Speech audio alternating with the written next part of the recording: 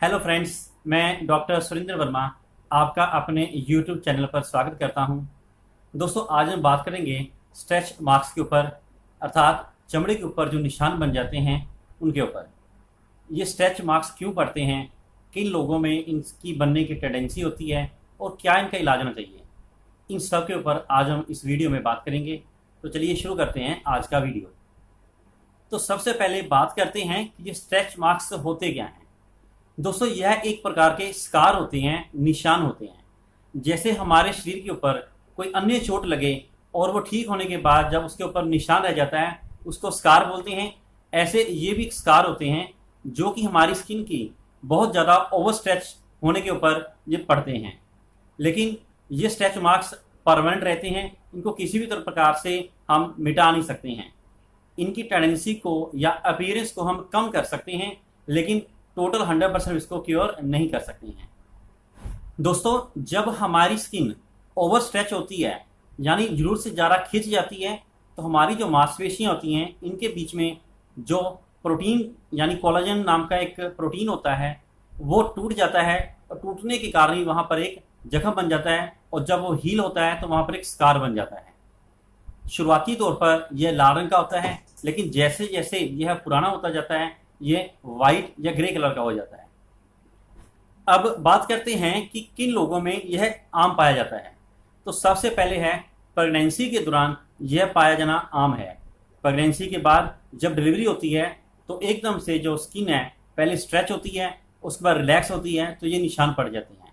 अर्थात डिलीवरी के बाद इनका होना एक आम कॉमन बात है। और दूसरी ये जेनेटिक्स होती हैं, अर्थात अगर आपकी मदर या आपकी फैमिली में किसी को ये स्ट्रेच मार्क्स की कंडीशन पाई जाती है तो आप में भी उसके होने के चांसेस बढ़ जाते हैं।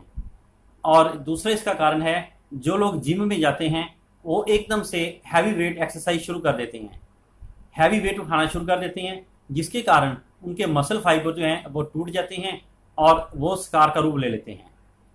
तो जो जिम जाते हैं उनको चाहिए कि स्लोली स्लोली वो अपनी एक्सरसाइज को बढ़ाएं और स्लोली स्लोली जो भार उठाने की कोशिश करें। एक तीसरा जो कॉमन कारण है वह है एकदम से वेट गेन करना या एकदम से वेट लूज करना। उनके कारण भी ये जो स्ट्रेच मार्क्स हैं आम पाए जाते हैं। कई लोग जब मोटापे का शिकार होते हैं, वेट कम करने के लिए एकदम से फास्टिंग कर देते हैं, या वो एडिसी मेडिसिन लेते हैं जिसके अंदर एकदम से शरीर के अंदर से पानी की कमी आती है, तो सडन वेट लूज होने से भी स्ट्रेच मार्क्स पड़ते हैं।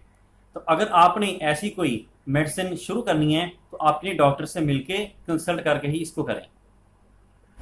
अगला जो मुख्य कारण है वह है स्टीरॉयड क्रीम का यूज करना। कई लोग बिना सोचे समझे स्टीरॉयड क्रीम्स को यूज करना शुरू कर देते हैं।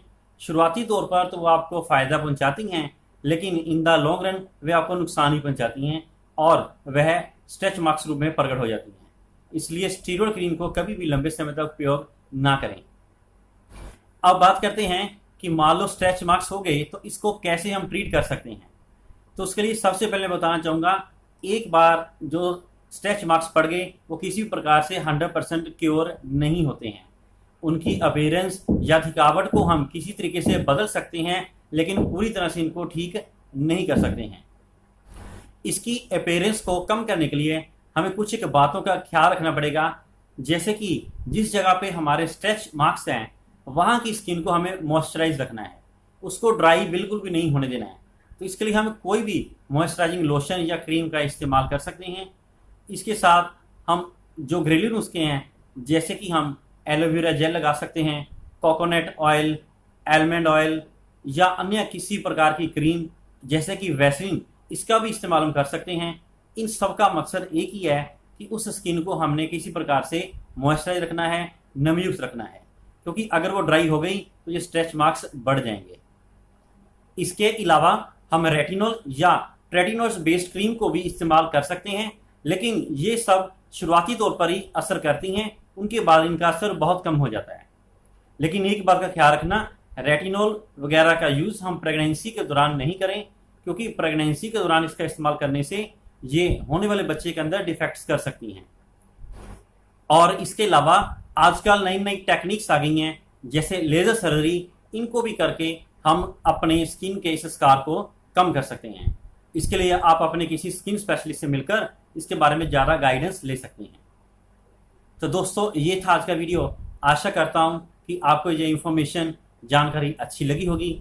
अगर आपको ये अच्छी लगे तो मेरे इस वीडियो को लाइक करें, शेयर करें और मेरे चैनल को सब्सक्राइब करें। Thank you.